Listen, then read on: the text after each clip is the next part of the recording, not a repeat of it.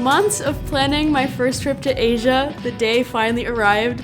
This was the longest flight I've ever taken. It was 13 hours from Chicago to Tokyo, and I usually don't sleep much on planes, so I was trying to read and listen to music and eat, and I was doing alright for about the first 10 hours, and then after that I kind of wanted to jump off the plane, but it's okay, we made it. We landed in Tokyo. Basically, when we arrived, we had a little to-do list. We had to exchange our dollars for yen, redeem our JR Rail Pass, buy a Suica card for the metro, and get my first Eki stamp. Eki stamps are these rubber stamps that you can find in train stations all over Japan. There are a lot of them, but they can be really hard to find because these stations are so big and have so many exits. Also, I'm too shy to ask someone for help. So by the end of the trip, I collected a grand total of 4 stamps. i.e. sponsored notebook. Okay, next page.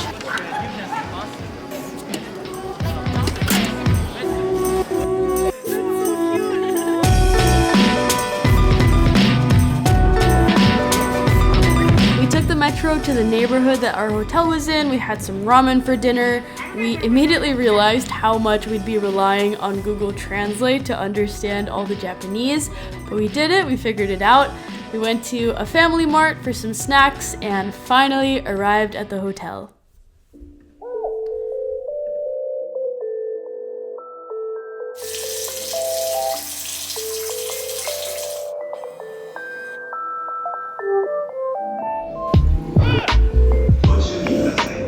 I managed to lose my AirPods on the metro on the way to the hotel, so we had to go and get those back. That was the first task of the day, but that went well. The lost and found was super well organized, so it was a success. Then we reserved all of our seats for the Shinkansen trains that we'd be taking from city to city. We walked around this mall where we got a little peek at all the good food we'd be having over the next few weeks. We had lunch, and then it was time for the very first scheduled item on our itinerary. I wasn't allowed to film, so I'm just going to show you my photos, but basically you get to wear a whole kimono, they style your hair, they put a cute little clip in, you get shoes and a bag, and then you just get to walk around the neighborhood in your kimono for as long as you want until the rental place closes. However, it was summer and we were dying in these outfits, so we returned them pretty quickly, after we got the Instagram photos, of course. I always try to send out postcards when I'm traveling. I just think it's a very nice, personalized little souvenir. My problem is that I always procrastinate buying and writing and sending them, so I decided I'm buying them on the very first day. And then after that, we headed to the Akihabara neighborhood, which was completely overwhelming. There are so many character stores, so many colors and text and sound, just a lot going on. Like, for example, this is an 8-story anime store that we visited.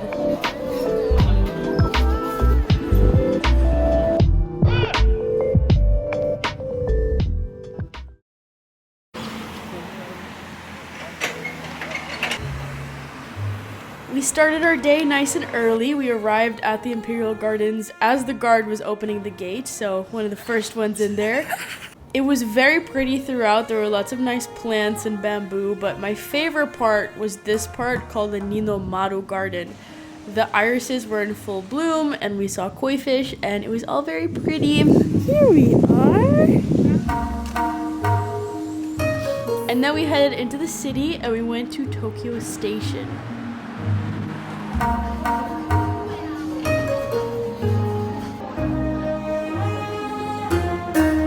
We got some onigiri and snacked on that before going to the Harajuku neighborhood because we had an appointment at the Mini Pig Cafe.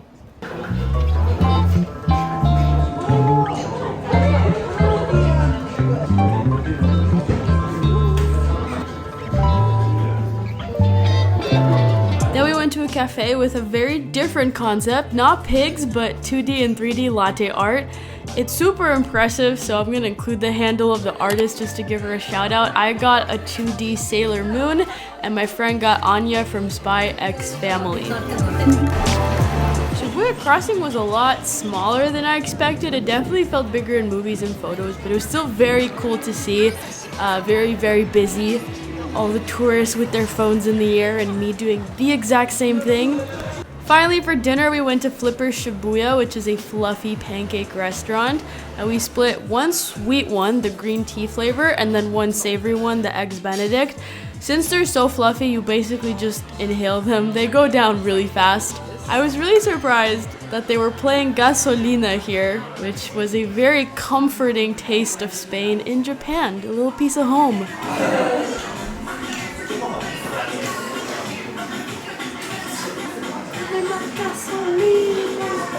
One of my favorite things to do while traveling is to just walk around malls. I know it's not as cultured as going to a museum, but I just think it's really cool to see what stores other countries have.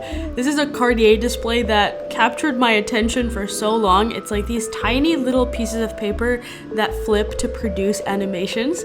So that's the kind of cool stuff you can see at a mall.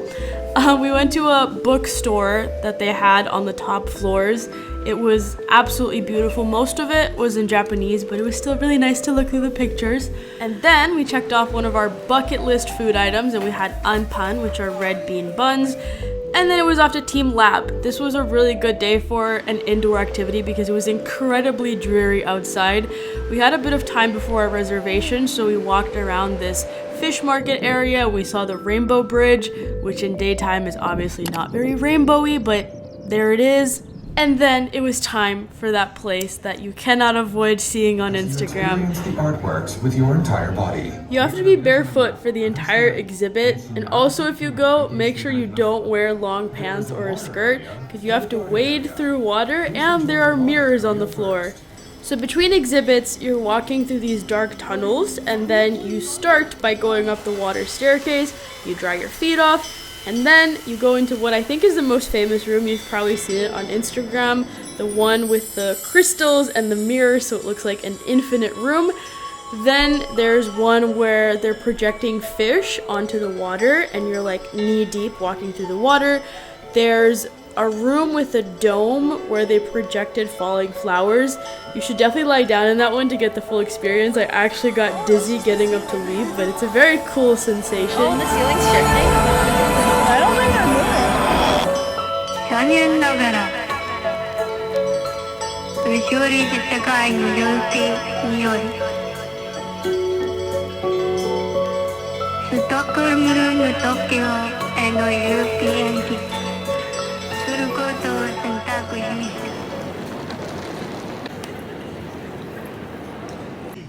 した。Then it was off to Takayama. Look at the amount of leg room on these trains. This was our first time on the Shinkansen trains, and they were really super nice.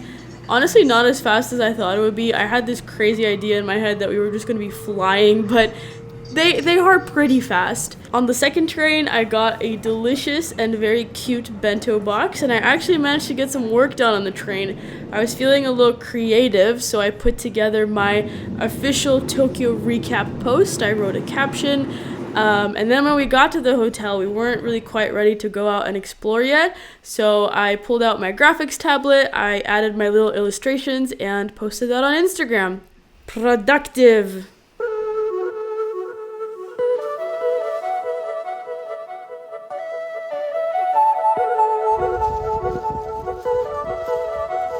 Well, can we Can I read it? The only way to find out.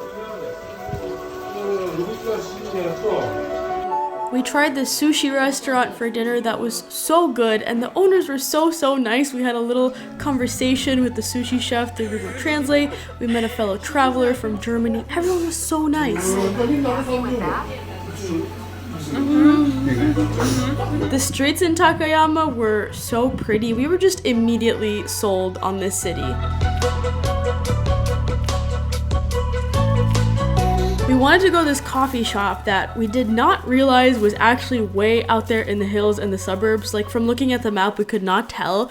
So we had to walk through these beautiful suburbs that honestly I wanted to move to. They looked so idyllic and peaceful. But then we got onto these empty roads that were actually very scary, and we began to doubt if this cafe even existed. But then we saw this amazing sunset, so that was a good omen, and we knew we were on the right track.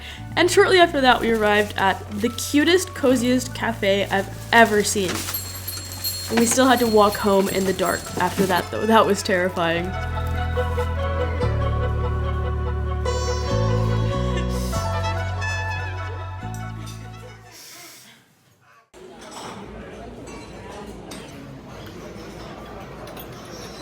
Everything's delicious.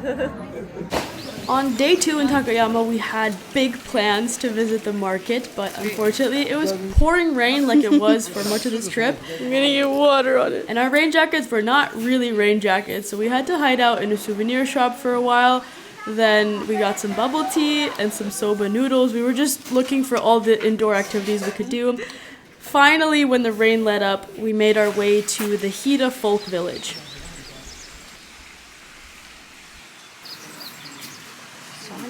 This is an open-air museum where you can see traditional thatched roof farmhouses. You can walk inside all of them. There's even people doing crafts live. So we saw a person weaving. We saw someone making baskets. It's really cool. It's actually really big. So by the end of all of this, we were pretty tired and hungry. I really wanted to try Hida beef before leaving. That's what Takayama is famous for. So we had Hida beef skewers and then rice dumplings with sweet soy glaze. And finally, for dessert, a matcha churro with matcha ice cream. Okay, I have no train footage to do a smooth transition, so this blank screen is your little intermission so that you don't get whiplash from the sudden transition to Kyoto. Our first meal was this Japanese curry. I always knew that I don't have a very good spice tolerance, but I did not think that level 1 out of 15 spiciness would be a struggle for me, so this was a very humbling experience. We went to the Kodeji temple, where they have some nice bamboo forests. Don't forget to pick up some good luck. Holy! We went to this chain discount store called Don Quixote that is completely overwhelming. I found all the Kit Kat flavors that I could ever possibly dream of trying. And then we had not consumed any matcha in 24 hours, so it was time to fix that with a matcha parfait. At the end of the day, we had some extra time left and we were planning on visiting Fushimi Inari the next morning, but then we were like, why not hike it at night? That might be fun. I'll tell you why don't hike it at night. Darkness and wild boars. We had to use a flashlight most of the way, and we did hear a wild boar snorting somewhere nearby at one point. Other than that, though, it was pretty fun. We did it! We did it! Okay, let's go. Okay, let's go.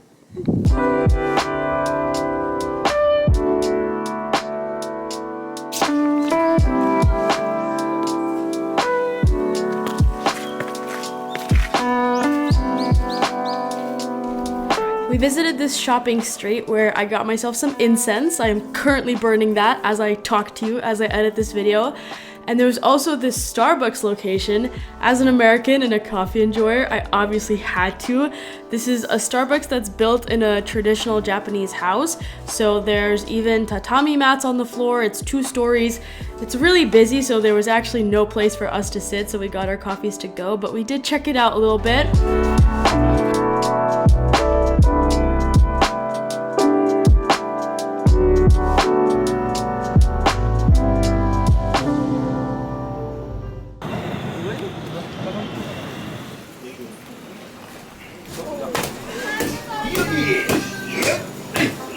One of the main things on our Nara itinerary was to try the fresh mochi at this place where you can see them pounding the mochi. So that was really good. And then we went to see the deer, and we literally paid money to be harassed by these deer. They are so aggressive. This is a horror movie. I imagined a much more like harmonious with nature, peaceful experience. At this point, we kind of felt like we'd seen everything that we wanted to see in Kyoto, and it's super close to Osaka, so we just went there for the second half of the day. We took the Osaka Loop line, which just happens to be the name of one of my favorite songs. That was very exciting for me.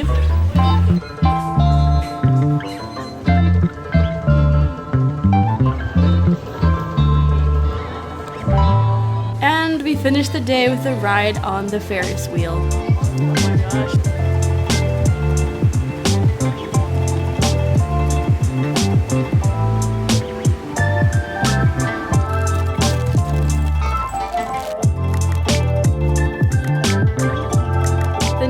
We are commuting back back to Osaka. We were really just going back and forth because we felt so done with Kyoto at that point.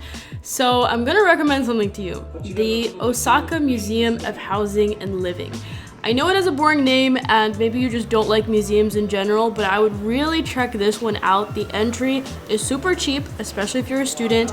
They've basically recreated the streets of an Edo period town indoors, and the sky changes colors and it shows like the moon and fireworks and everything to show the passing of a day during the traditional summer festival. We went to a food market and I got some mochi isobe, which is basically just a savory version of mochi, and then I had the other kind of famous beef. I wanted to try a Wagyu beef skewer, which was also really good, and then 3 different red bean desserts.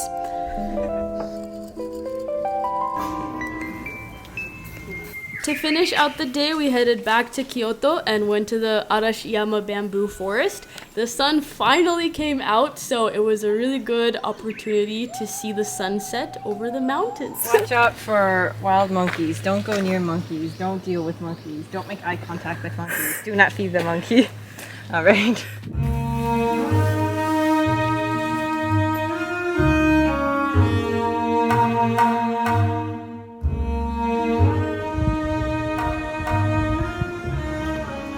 Let's go.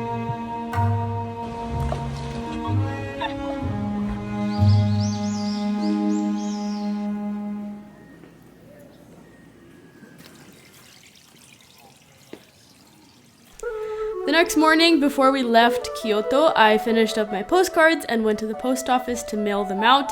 This was way easier than I thought it would be. The workers at the post office were so nice, so shout out to them because I was so intimidated going there.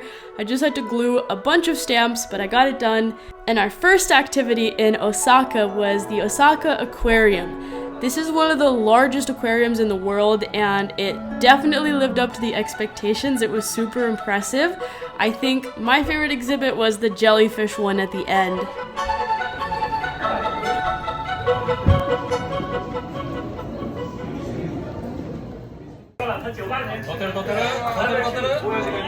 Our last stop was the Dotonbori neighborhood, which is this super busy, crowded, neon light, loud place. There's a bunch of food stalls, so I tried some cremia ice cream, which is hands down the best soft serve ice cream I've ever had in my entire life.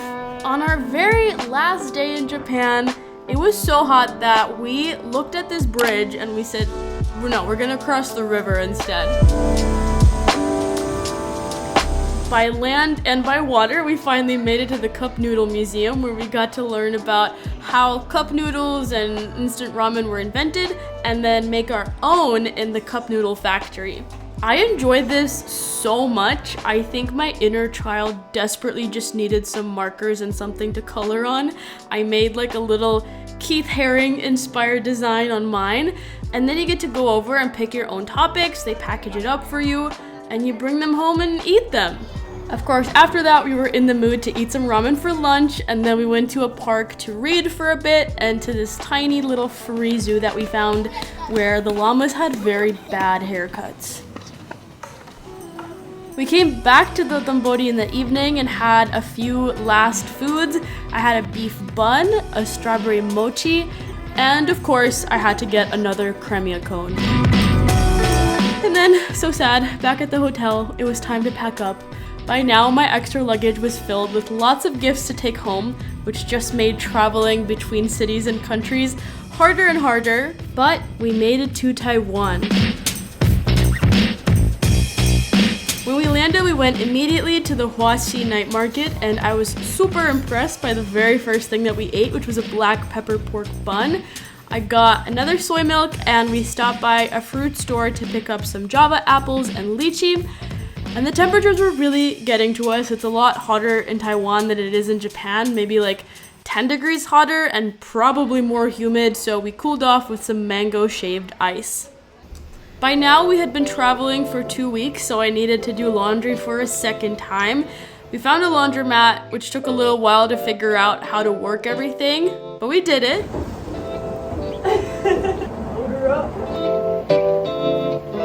And And then we headed to a place for a Taiwanese breakfast, which probably was my favorite part of our daily routine in Taiwan. We went into the city and visited a huge bookstore, had some bubble tea because Taiwan is the birthplace of bubble tea, so of course. We did some shopping and finally went up to Taipei 101.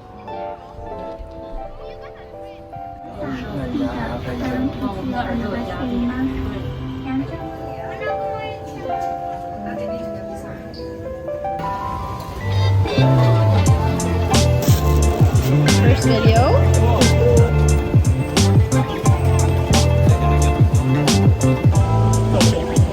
We started our second day at a radish pancake place for breakfast, and I managed to capture this really amazing angle of me eating it.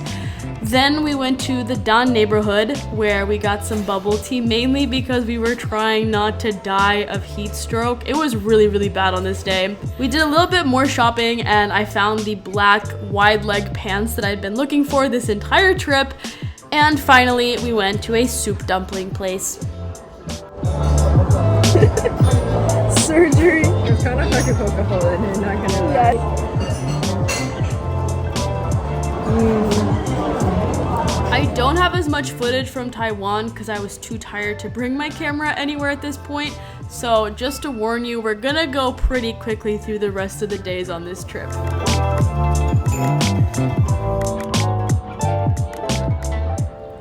On day 3, we very ambitiously visited 2 small towns, Shifen and Jiufen. So in Shifen, we had some peanut ice cream rolls, which traditionally have cilantro in them, but personally, I did not partake in that ingredient. I have nothing against cilantro, just not in desserts. The highlight of Shifen was writing 4 messages in different languages for good luck on a lantern and then releasing it. Life, honestly, has been pretty good lately, so I'm gonna go ahead and say that the lantern worked.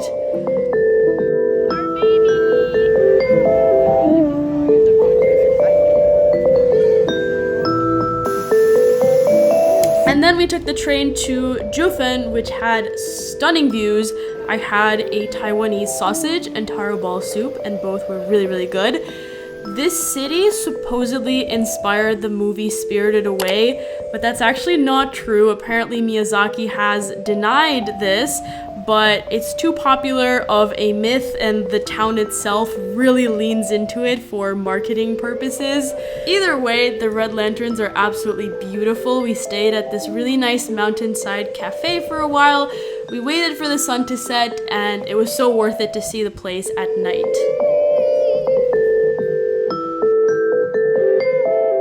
One of the coolest parts of Taipei was getting to meet an internet friend, Giselle. You might know her as Fragile Myths on Instagram. I took some photos with her, but I have like no videos from the day because I was #living in the moment. The next day, we took the high-speed train to Kaohsiung. I literally only have vertical videos from this point onwards. I'm sorry, I had truly given up. But I hope they still convey to you how beautiful this city was. I really recommend it if you're going to Taiwan. It's right by the ocean. The city is lit up so beautifully at night. The sunsets are stunning. Everything is just fantastic.